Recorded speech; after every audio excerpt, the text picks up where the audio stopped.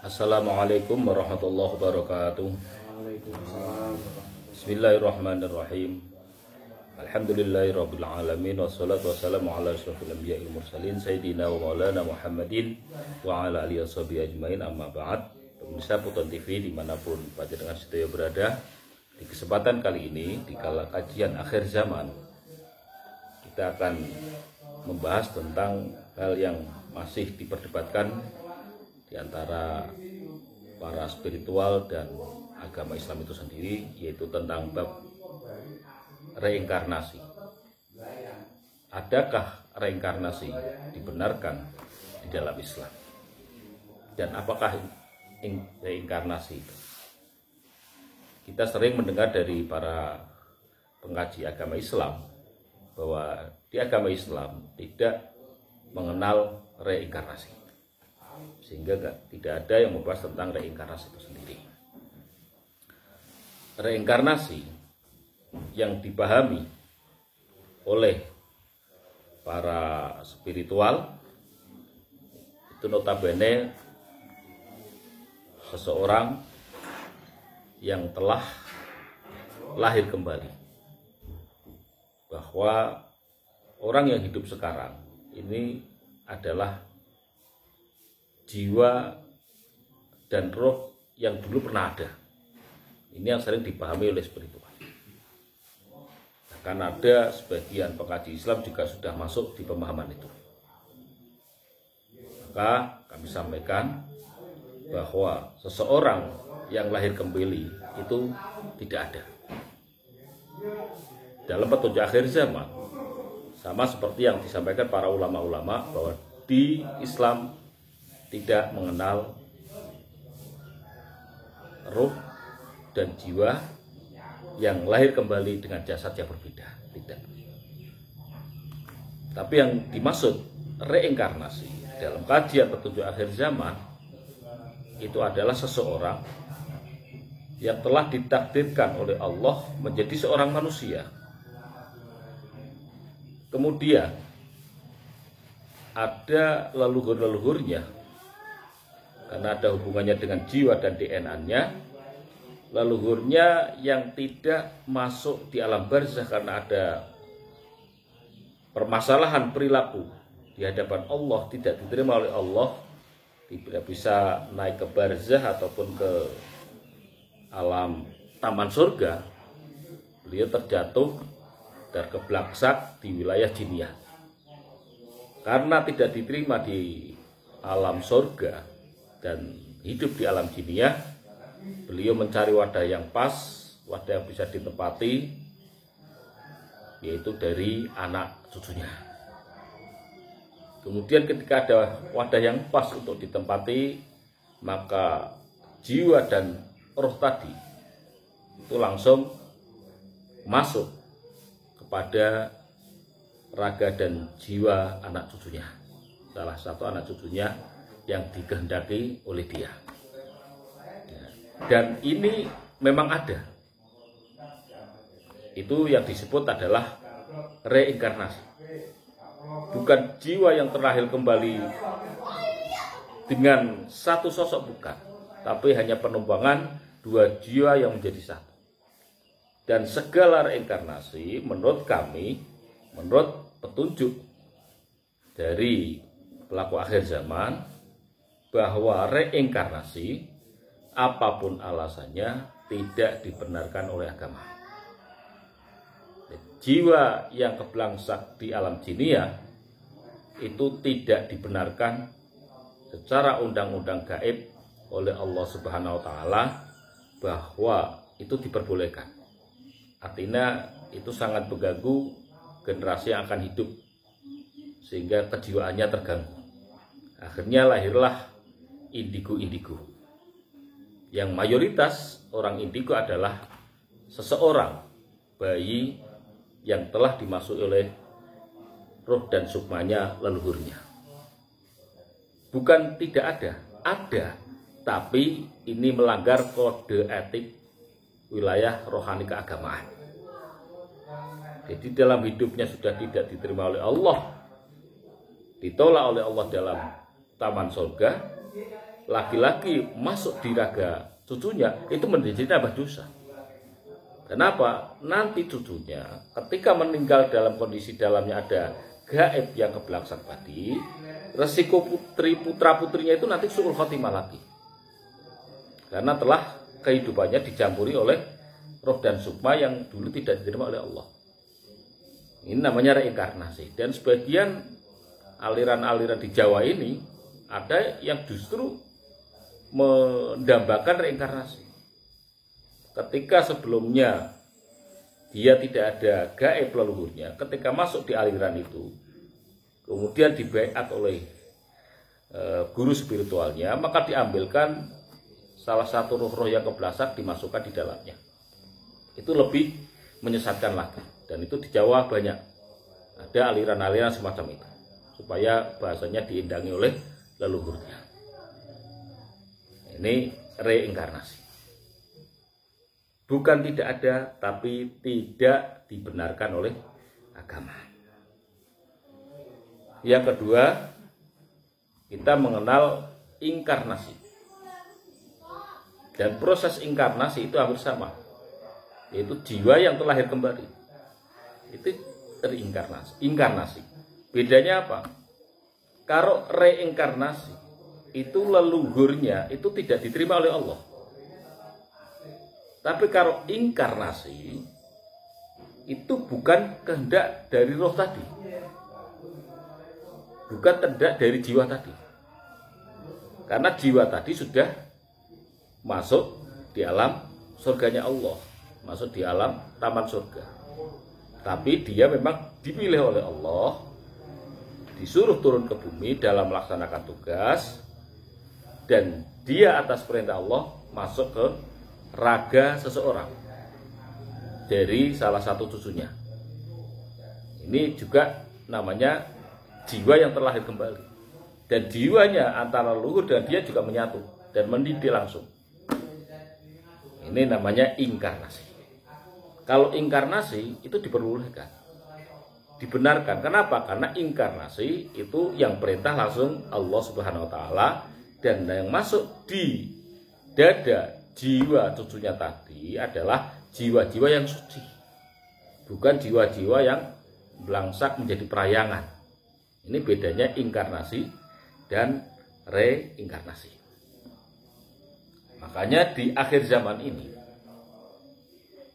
ini banyak nanti dengan keputusan dan ketentuan Allah akan ada jiwa-jiwa suci yang akan turun dari kayangan dan masuk di jiwa cucu-cucu yang terpilih sebagai pelaku akhir zaman yang sejatinya. Dan itu tidak bisa diketahui oleh spiritual yang sifatnya indigo dan jiniah. Itu hanya akan diketahui oleh pelaku itu sendiri dan orang-orang yang terpilih diperjalankan di akhir zaman itu juga akan tahu. Karena itu semua nanti akan menyatu menjadi pasukan Al-Imam Al-Mahdi Al-Muntadhir.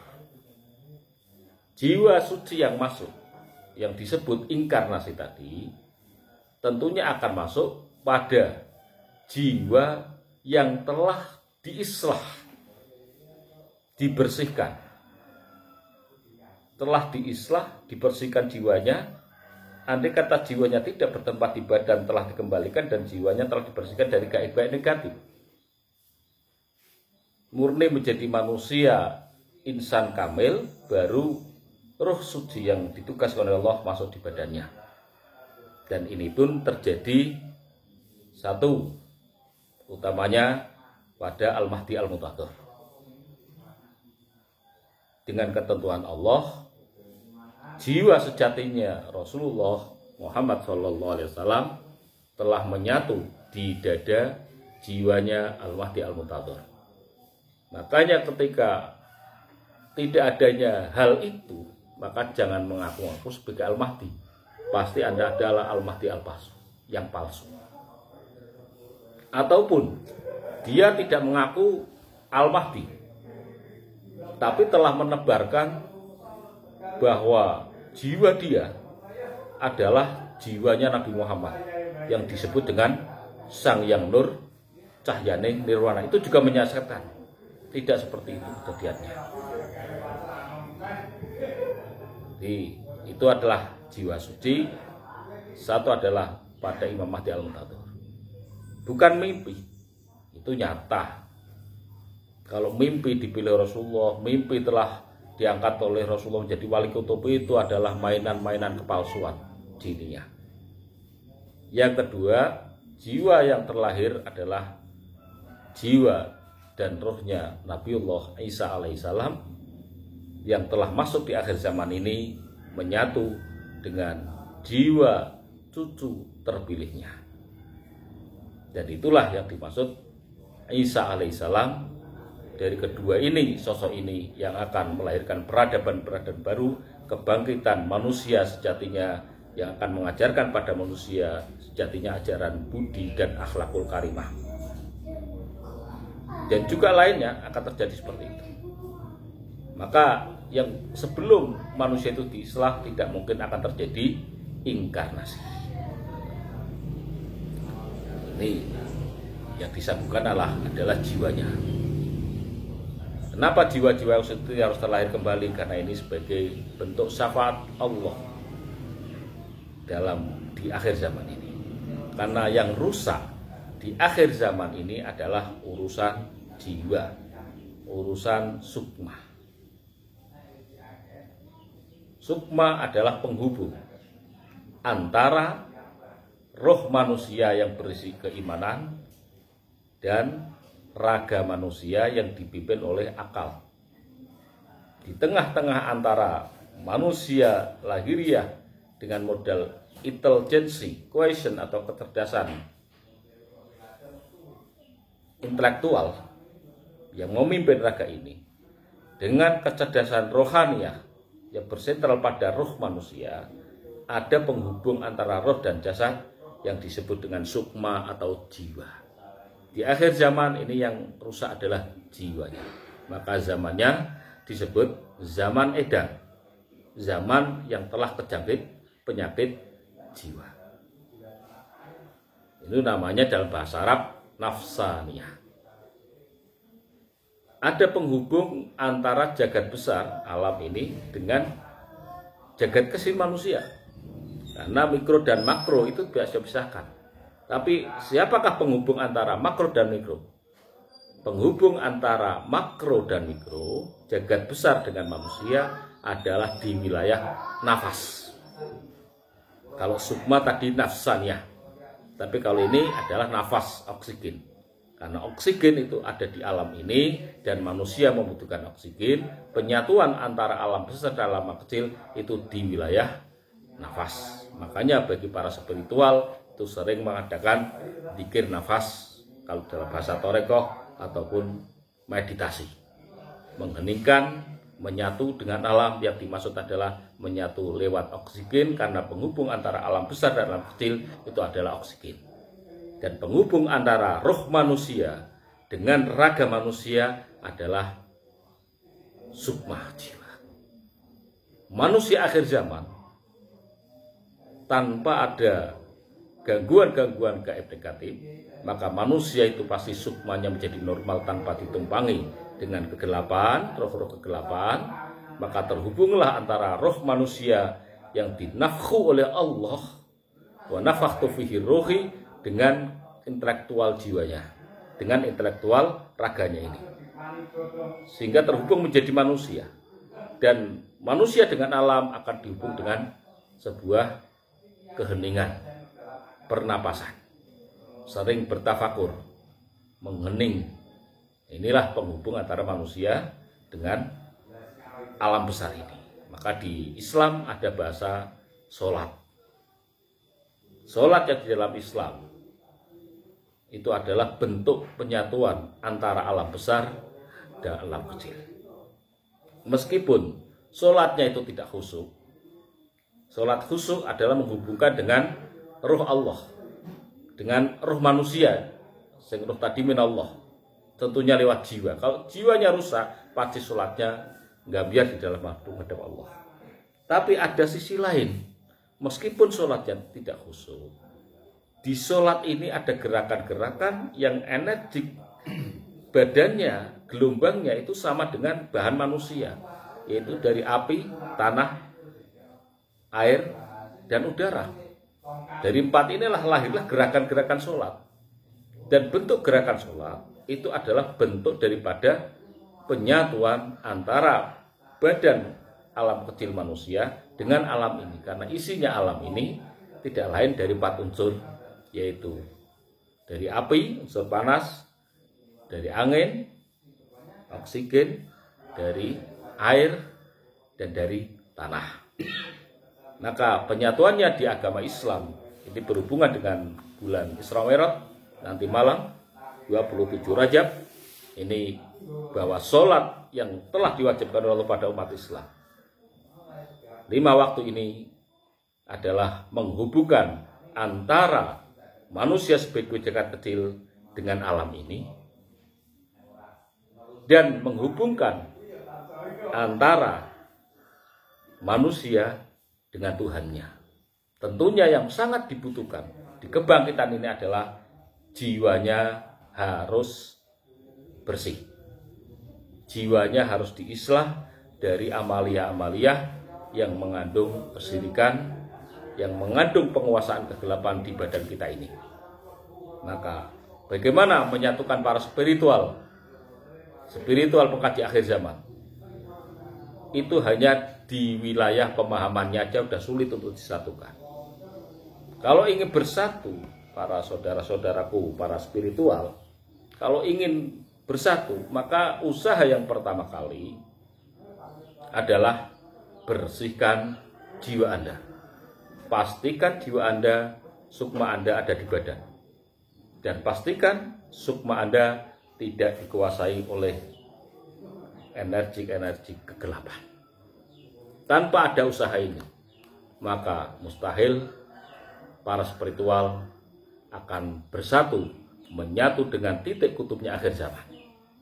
Ini perlu kami sampaikan karena mayoritas spiritual yang ada di para YouTuber maupun yang lainnya yang sering bersilaturahim, itu rata-rata kami melihat dan menyaksikan mereka semua sukmanya telah ada masalah.